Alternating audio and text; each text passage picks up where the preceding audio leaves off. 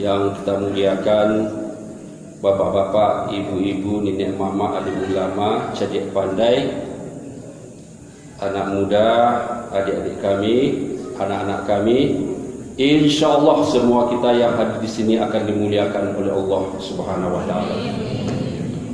Tak henti-hentinya pada ibu yang berbahagia kita sampaikan ucapan puji alhamdulillah pada Allah Subhanahu wa taala atas segala rahmat, nikmat, kurnia yang Allah limpahkan kepada kita sampai malam ke-30 ini.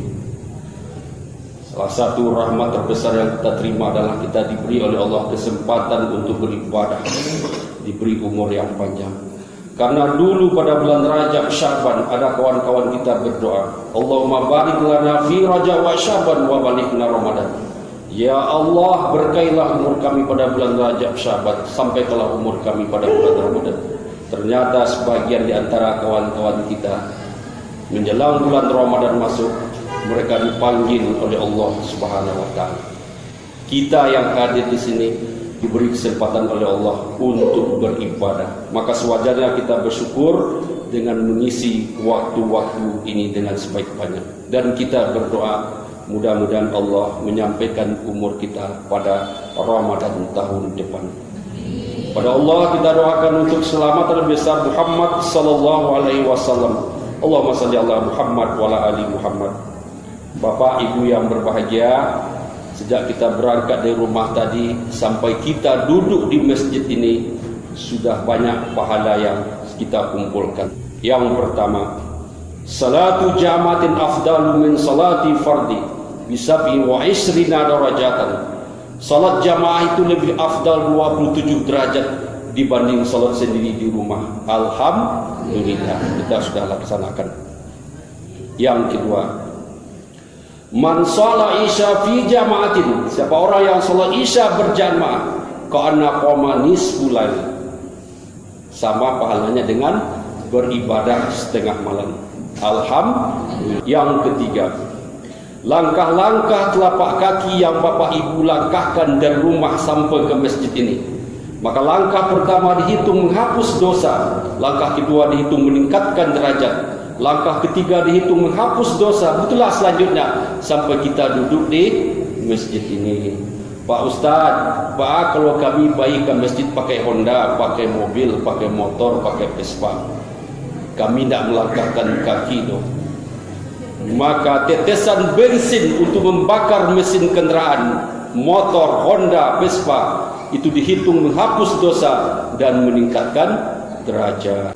Yang keempat, duduknya Bapak Ibu di masjid ini, duduk saja belum mendengarkan pengajian, maka malaikat rahmat di pintu-pintu masjid saat ini, berapa buah pintu masjid kita? 1, 2, 3, belum pintu jendela, ada sekarang malaikat rahmat di situ pada ibu berdiri. Apa doa malaikat rahmat? Allahumma fir lahum warhamhum. Ya Allah, ampunilah dosa-dosa Bapak Ibu yang sedang duduk di masjid dan berilah rahmat mereka. Itu doa malaikat pada ibu yang berbahagia kini kok untuk awak. Yang sedang duduk bersandar apa Ustaz? Didoakan juga. Jangan dikenal duduk pada ibu yang berbahagia. Yang mengantuk seketek Pak Ustaz, didoakan juga.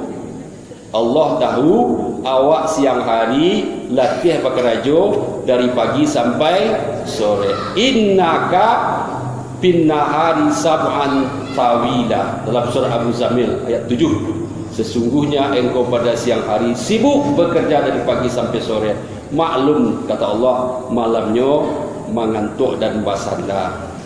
Yang lalok bagaruh Pak Ustaz, kalau lalok bagaruh ia tidak didoakan oleh malaikat.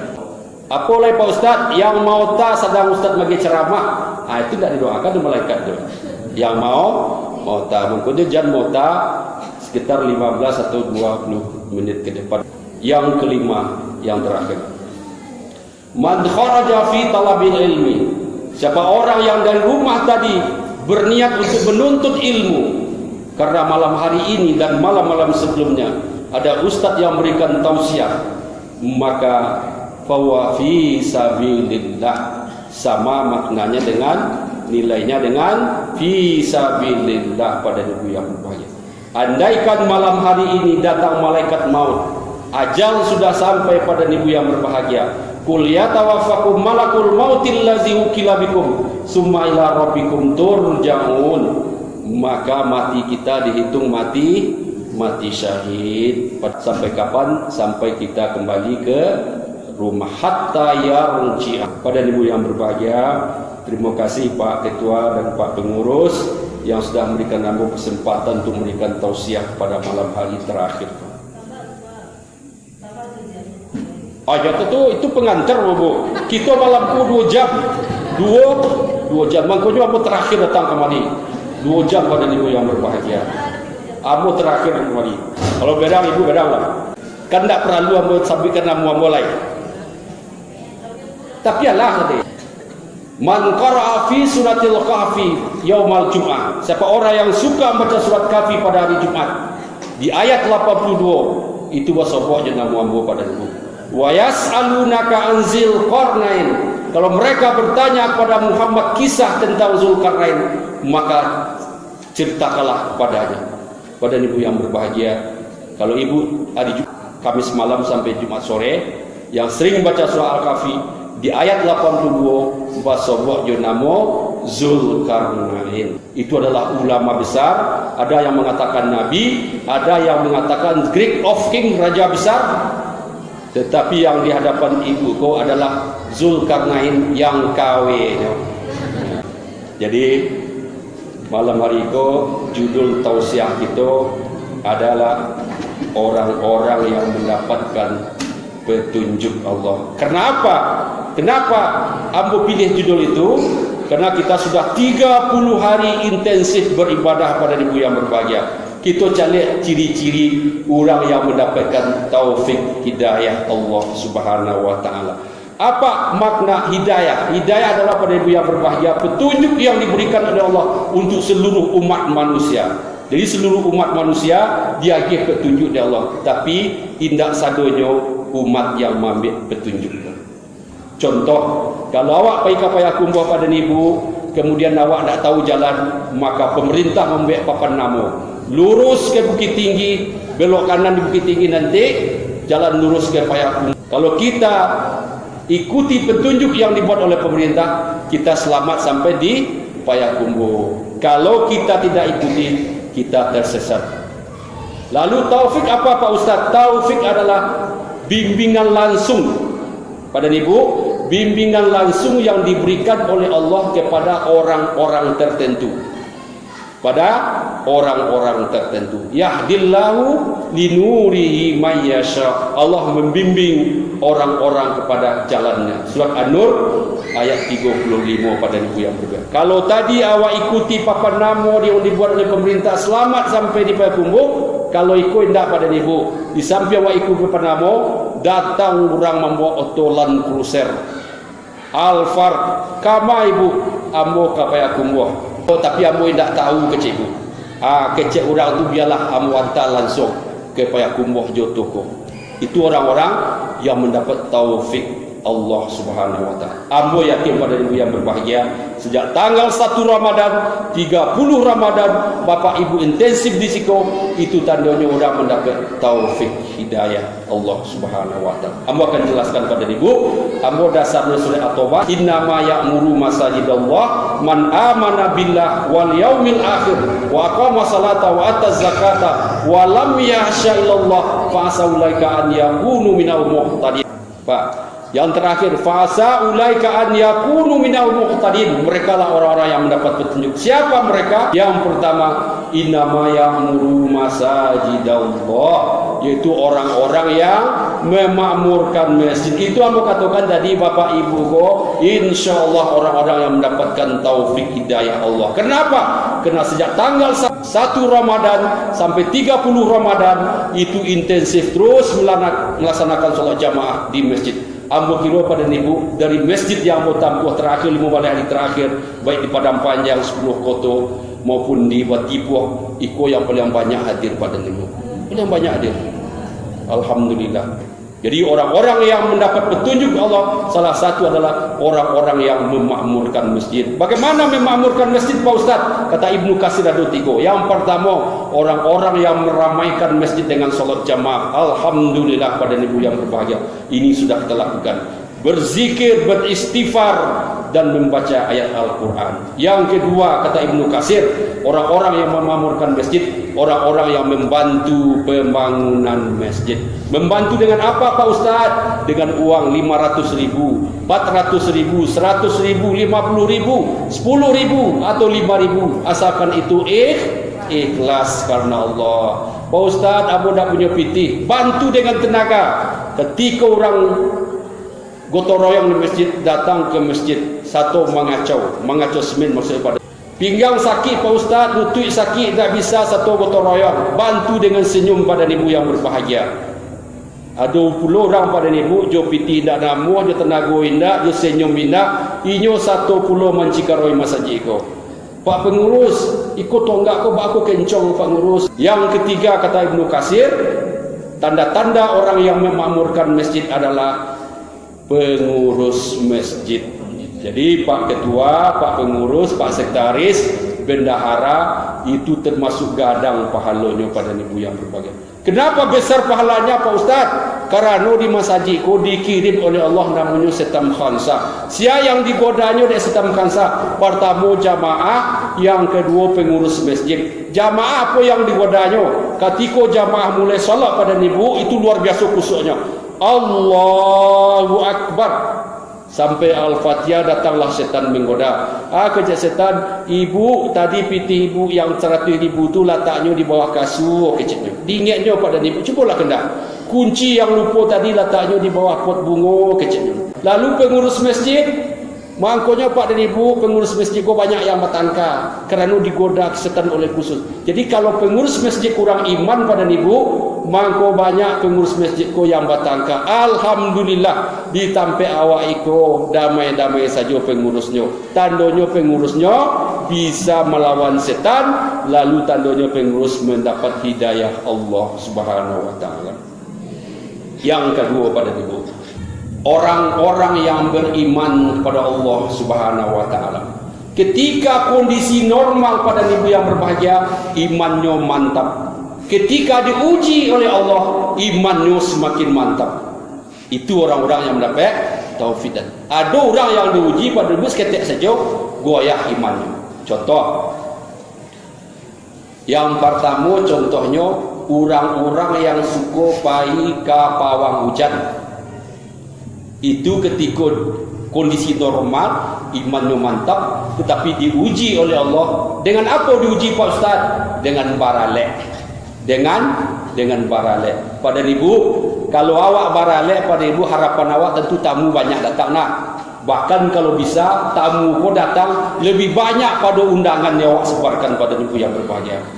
2 hari menjelang pesta perkawinan, datanglah setan menggoda. Apa kata setan? Hai tuan rumah, nanti kalau hari hujan, tamu tak bakalan datang. Untuk itu kata setan, pailah ke pawang hujan. Tergodalah tuan rumah pada ibu yang. Yang kedua, orang yang suka pai ke paranormal. Ambo yakin dia yang tak ada orang seperti itu dah. Tapi ambo sampai jualah. Kalau dulu pernah lakukan, maka saatnya sekarang kita bertobat. Orang yang pai ke paranormal. Contoh, pada ibu, ada beberapa tahun yang lalu datanglah mantan mahasiswa kamu. Pak dosen, iya, ambo nak jadi menikah Yosi Pulana Pak dosen. Manga sampai muda itu nak jadi menikah? Bukankah anak orang sudah dibawa ke mana-mana dan sudah diperkenalkan dengan orang tua? Sekarang mudah saja mengatakan nak jadi menikah. Ada apa? Iyo Pak dosen, ambo lah balik dari paranormal. Pulang dari paranormal, namuhnya bacarai menikah. Apa kata paranormal? Keceknya kami tidak cocok menikah do Pak dosen. Mengapa tidak cocok? Kerana bintang kami tidak sama do. Bintang tidak sama pada ibu. Dia anak muda tahu tu, ibu-ibu yang tua tak tahu. Ada nama bintang Sagittarius, Leo. Itu yang meramalkan itu orang Kristen pada ibu yang berbahagia. Bintang tu. Bintangnya tak cocok, namanya berpisah tidak jadi menikah. Apa bintang awak kecewa? Bintang abu Taurus pada saat lambangnya kambing hidup di darat. Bintang si Pulanah itu Pisces lambangnya ikan hidup di laut. Ikan jo kambing tidak cocok pada sen kecil. Ikan jo kambing tentu tidak cocok berumah tangga pada ibu yang berbahagia. Inilah karena kecoh dek paranormal. Di tempat lain banyak pada ibu yang berbahagia. Ketika cinta ditolak, dukun bertindak. Alhamdulillah, mudah-mudahan di tempat awak itu tidak ada yang serupa itu pada ibu. Yang ketiga contohnya, 3 tahun lalu banyak orang yang cinta jo batu cincin. Ya nak bu? Nah, ibu berartilah pernah melindahnya batu cincin. Abu pun pernah dibalin dalam rumah batu cincin. Sekali abu pergi ke Hong Kong pada ibu, abu balinlah dalam rumah batu cincin supaya awak tambah tu sayangnya. Pulang buka pintu, ada bawa. Kalau awak bawa goreng itu tak mungkin nak awak keluar negari. Maka dibalilah galang, dibalin kaluang, dibalin cincin. Nampak awak di pasar tu agak mahal juga pada ibu yang berbahagia. Supaya rumah senang. Sampai di rumah pada ibu yang berbahagia, awak agenkan rumah, kecah rumah terima kasih dah aja. Cuma iko koda cincin galang jo kaluang ko, iko mutasi banyak di Bukit Tinggi makecnya. Jadi awak letak kicuh membeli perhiasan. Untuk perhiasan boleh Pak Ustaz? Boleh. Kita cari di TV pada 3 tahun lalu, ada orang yang jarinya 5, batu cincinnya 8. Kalau 2 tangannya tentu 6 baleh batu cincin. Baralah kawan tu pada ibu. Banyak tu. Untuk hiasan pada ibu boleh saja. Yang tidak boleh itu adalah mensaktikan batu cincin. Iko batu cincin ko Pak Ustaz sakti mah. Pernah di Jakarta Pak Ibu di Pasar Bening itu kan pusat perbatuan akik se-Indonesia tu. Pak Haji, kenapa batu cincin ini mahal Pak Haji sampai ratusan juta?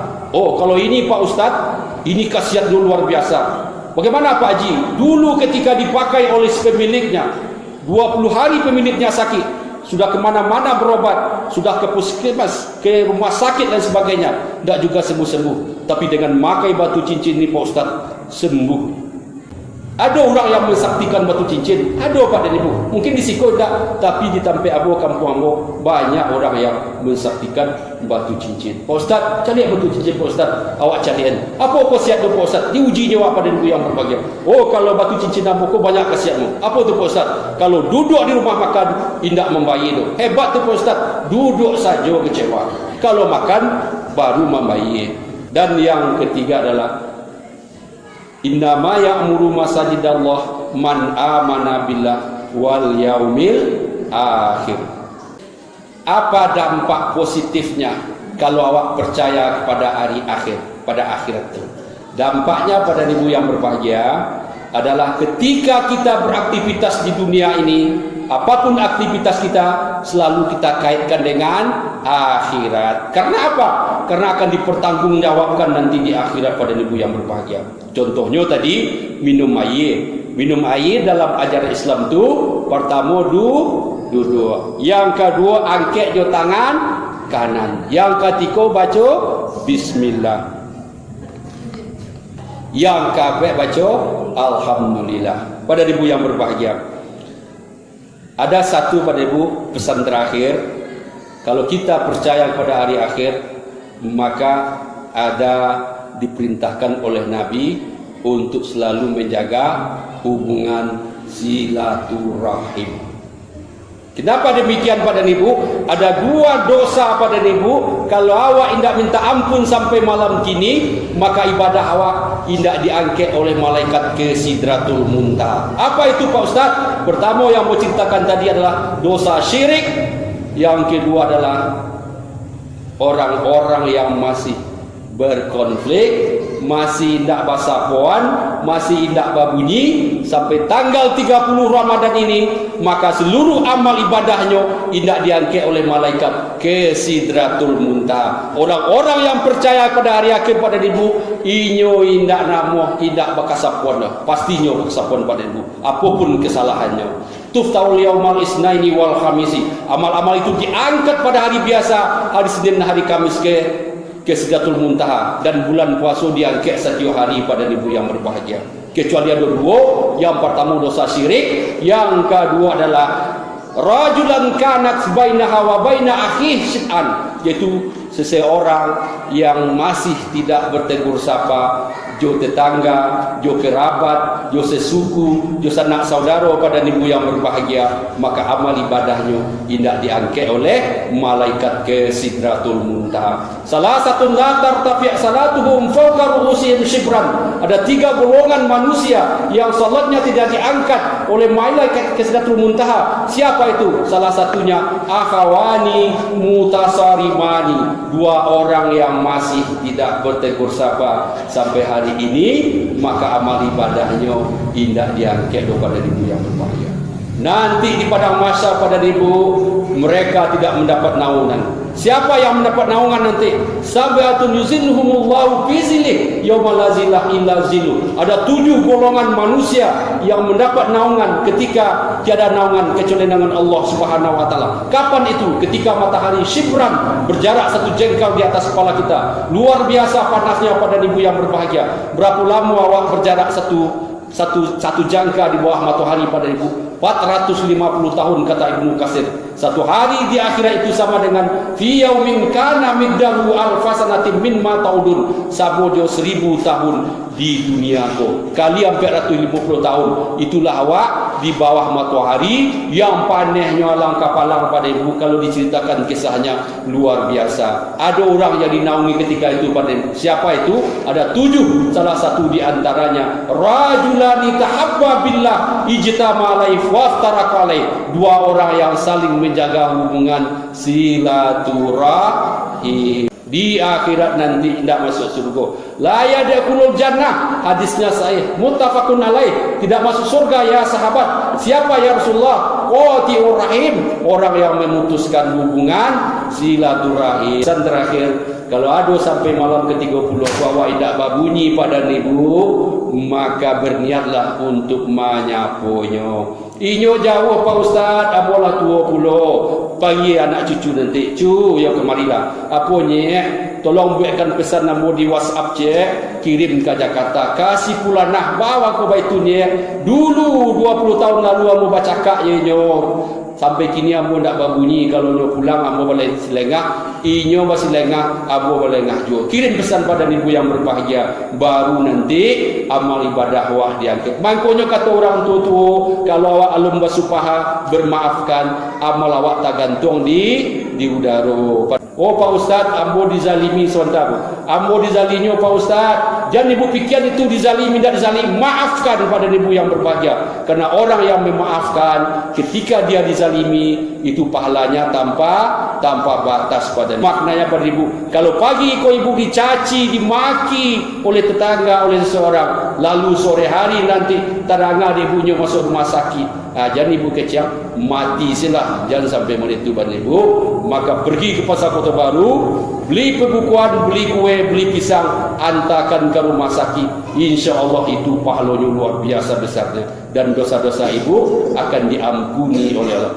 Pada ibu, paman tasadaqah bi fahuwa kafaratullah. Siapa orang yang tidak menerima sedekahnya, tidak membalas kezaliman yang diberi oleh orang lain, tidak menerima haknya ketika dia dizalimi, maka dia penghapus dosa. Kalau ada sampai malam kau, pesan terakhir, berusahalah untuk bertegur sapa.